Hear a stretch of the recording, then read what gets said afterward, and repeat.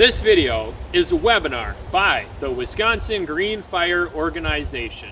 Wisconsin Green Fire supports Wisconsin's conservation legacy by promoting science-based management of Wisconsin natural resources. This series is brought to you by FWSP Explorers. It is being shown with permission from Wisconsin Green Fire. FWSP Explorers would like to thank Michael McFadden for getting the permission to show this video.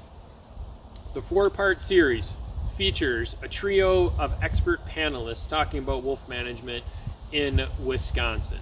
The history of wolves and wolf management in Wisconsin features an inclusive and transparent process that is essential to effective wolf management. What public perceptions of wolves can tell us about coexistence and how our neighbor Minnesota is managing its resident wolf population. Panelists are Adrian from WGF Wildlife, he's the co-chair there, Jody from the Midwest Environmental Advocates, and Peter from the Great Lakes Indian Fish and Wildlife.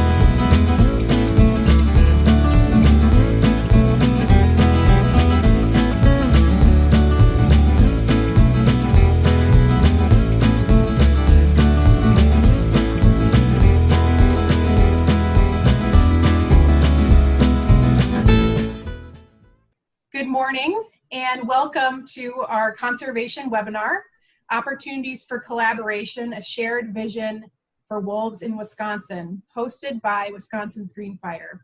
My name is Sarah Wilkins and I'm Science Director for Wisconsin's Green Fire. We're joined today by our Executive Director, Fred Clark, who will be helping the webinar run smoothly. We're also joined by our WGF co-chair for our Wildlife Work Group, Tom Hauge.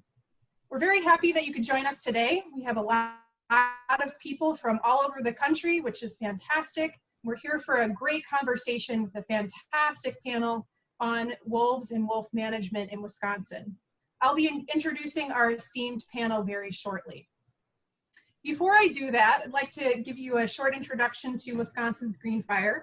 We support the conservation legacy of Wisconsin by promoting science-based management of natural resources. We are one of Wisconsin's strongest voices for science and conservation, and our members work throughout the state on issues including wildlife, fisheries, water resources, forests, farms, and working lands, the science of climate change and how we respond to it, as well as our path to renewable energy. To learn more about how you can join, to donate, or collaborate with Wisconsin's Green Fire, we encourage you to visit us at www.wigreenfire.org. You can also find us on Facebook. So next I'm going to briefly introduce our panelists. Following Adrian, we'll have Peter David, and Peter works as a wildlife biologist with the Great Lakes Indian Fish and Wildlife Commission, also referred to as GLFWC.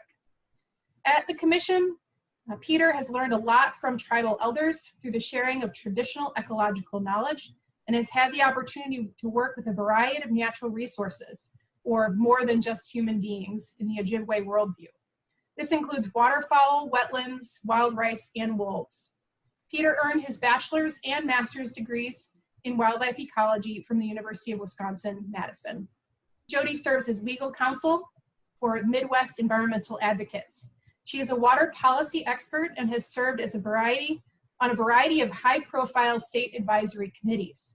Jody also has a strong interest in wildlife conservation issues, and in 2011, she filed suit against the Wisconsin DNR and Natural Resources Board on behalf of a coalition that included the Wisconsin Federated Humane Societies, conservation organizations, hunters and farmers, for violations to state law arising out of a mandated wolf hunt in Wisconsin, and specifically centered around the use of dogs for hunting wolves. Jody holds a Bachelor's of Art from the University of Michigan and a law degree from Harvard Law. I too feel really honored to be part of this extraordinary panel and receive this invitation from Greenfire to present on my longstanding legal involvement in this area, as well as to move the conversation forward with regard to a Wisconsin wolf management plan. The biological information that Adrian shared and the cultural and treaty commitment imperatives that Peter really touched on lays right into where I will be going in terms of my talk. I will be addressing somewhat the stickier aspect of how we get there. What is the process by which we can reach a shared vision? How can we move our state, our thinking towards an updated wolf management plan? As you heard from both Peter and Adrian, we are operating under a 20-year-old wildlife plan for wolves. Constructed in 1999, it was well reached with great science for the times and committee and consensus opportunities. However, there has been so much progress, not just in terms of biological science, but in social science, in terms of understanding the public's tolerance for wolves and interest in trying to preserve wildlife in Wisconsin. So I want to walk us through this roadmap to a shared vision, and then I'm looking forward to your question and answer session as well.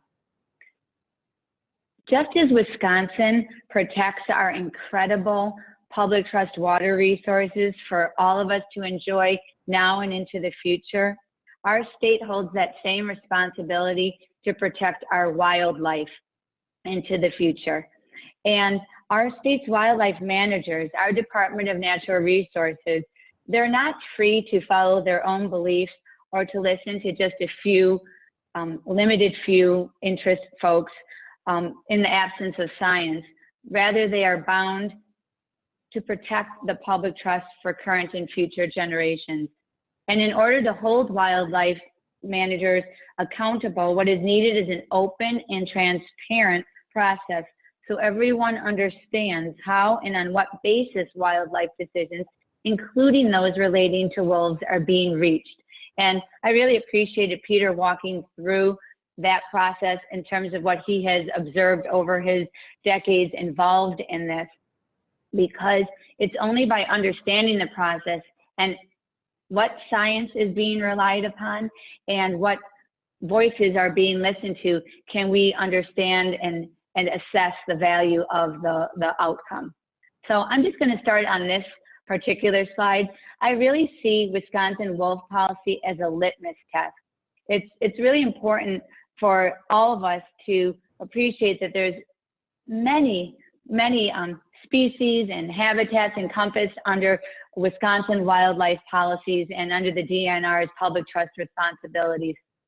But wolf policy happens to be one of those areas where there's extreme thoughts on either side and a lot of emotion, and there has been difficulty in the past, in recent past, trying to reach a place where we are bound to best science and in concert with where our public is at. So in terms of a roadmap to a shared vision, we recommend, and we really put to Wisconsin's DNR, that they have everything to gain by pursuing high scientific standards and representative public involvement, because their management is sure to be tested. There's going to be a close eye on how they perceive. So a number of questions that certainly come to mind is, will Wisconsin's DNR honor the Evers administration's avowed commitment to science? Will the DNR engage a diverse and representative range of wildlife policy decisions? Or will DNR continue the past administration's effort to limit the advisory committee participation to hunting organizations? And you heard Peter speak to that as well. And finally, will DNR's approach towards Wisconsin's wildlife species, including wolves, stay true to the state's public trust obligations for future and current generations of Wisconsin? Next, thanks. In preparing for this presentation today, I really appreciated the opportunity to dig into leading voices in conservation, which are working on the same puzzle, the same working through how to accomplish this process, these outcomes that we are looking for. And two in particular that really helped inform our understanding of this is, here you can see the 2019 report by the Association of Fish and Wildlife Agencies. It's AFWA, is that changes are needed to keep wildlife agencies relevant to the public.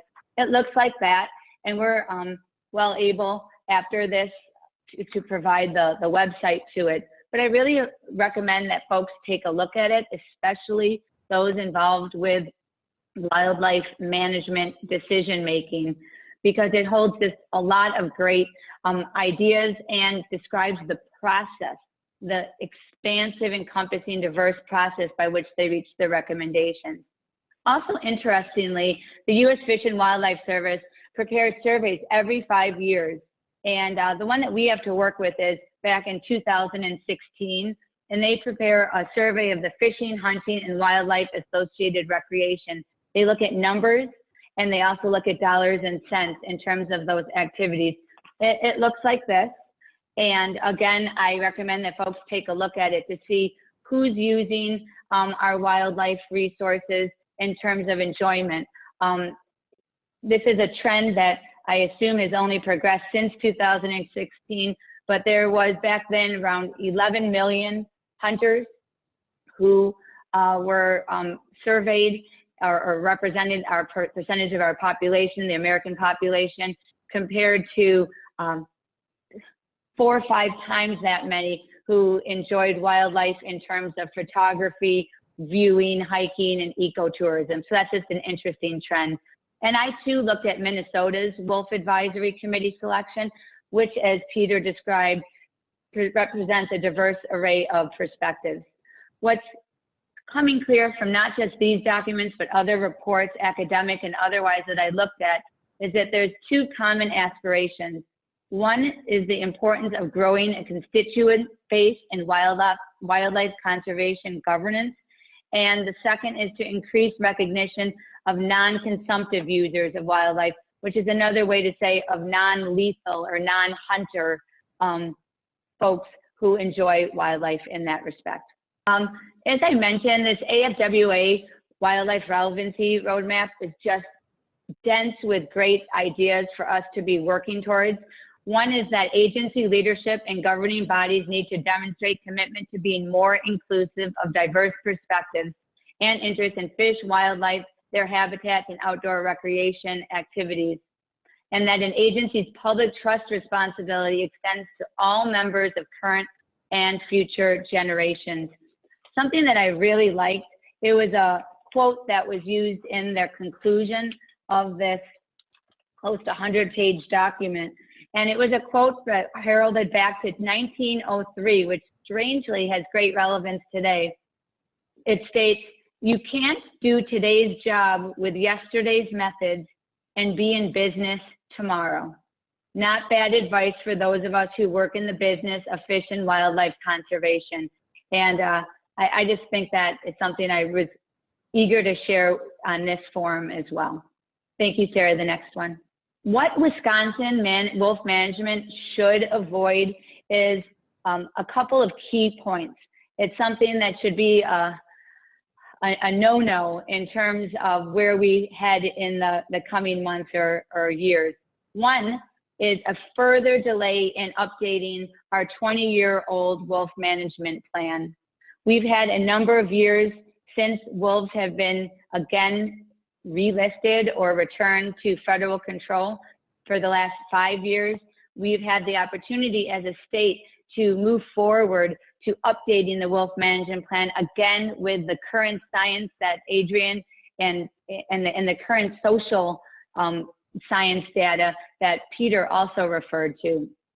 It's important that we do so, I would argue, before we again have wolves delisted and returned to Wisconsin's state protection and management, because then there will be pressure. There'll be a lot of things and pressure and interest blurring that and where we can go with it. Whereas now we have that time before they are again delisted. We can get our ducks in order in terms of all the matters we talked about for population, with regard to conservation, in terms of how any harvest zones will be established and the like.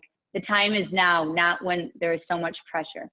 The second really is, again, creating a wolf advisory committee that is weighted towards game management interests is something to avoid. There's different ways of looking at advisory committees. There's game management, which are primarily geared towards hunters, how to manage a species that would promote hunting license opportunities, for example, or create opportunities for maximal hunting. The other approach, of course, is conservation management. Those take into account many of the factors that Adrian talked about, like trophic cascade and the value of apex predators like wolves, and forest health, which is so important in today's times with climate change affecting our forests, and also just requiring as the protection for as many old growth forests as possible. We need that perspective. So a future advisory committee will not be weighted towards the game management, but looking at a far greater global vision. And finally, Wisconsin wolf management should avoid the blurring of science as social, as Peter so well spoke to. The reliance, for example, on an arbitrary population goal. We all were here and saw how the goal or the threshold of 350 wolves from 1999's plan was latched onto. And actually, in the 3 years that Wisconsin had wolf harvest until they stopped in 2000 and at the end of 2014, they were driving towards that 350 number in terms of the quotas for the harvest and the determination of where the harvest could take place.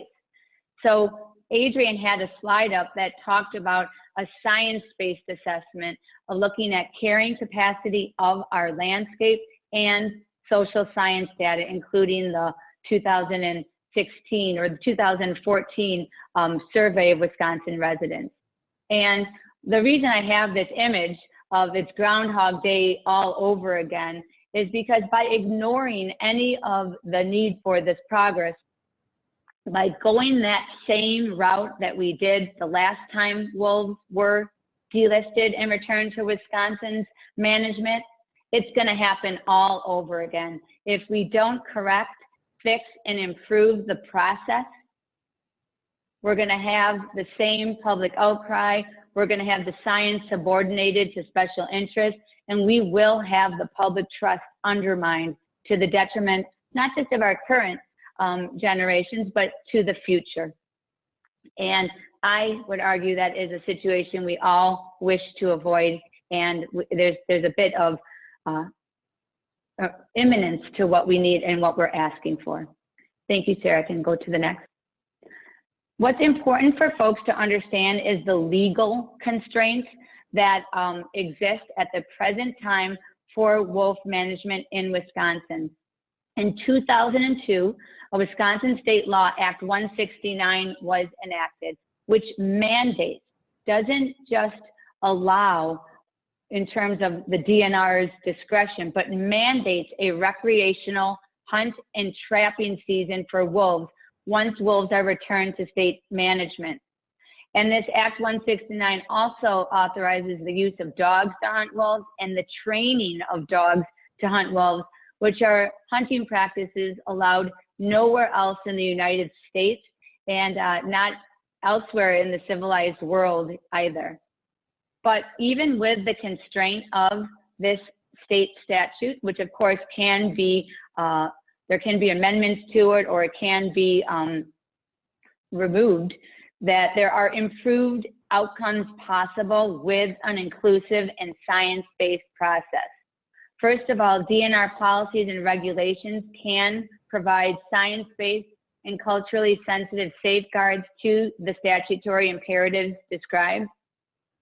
Core wolf habitat can be designated based on the science to inform DNR decisions making regarding harvest quotas in zones. In other words, even if a harvest is mandated, where it takes place and the actual numbers can take into account cultural and scientific and other considerations. And finally, there can be the educational programs that can really be put out there that can explain wolves' invaluable contributions to forest health and deer health, including chronic wasting disease, the efficacy of animal husbandry and predator management practices, and keeping livestock depredation in perspective according to the facts that we know. And next. Sarah, to the last slide is great, thanks. So what we're doing is calling on Wisconsin to initiate a science-based and inclusive planning process to update Wisconsin's wolf management, and it will be 2 steps. One is the reestablishment of a wolf science committee consistent with the Wisconsin idea to generate wildlife recommendations per best available science. And number 2 is the reestablishment of a representative wolf advisory committee comprised of diverse stakeholders to consider the science committee's recommendations through a social, cultural, and economic lens. So thank you all for this opportunity to share thoughts on the process and how we can get there in our next wolf management plan. Thank you.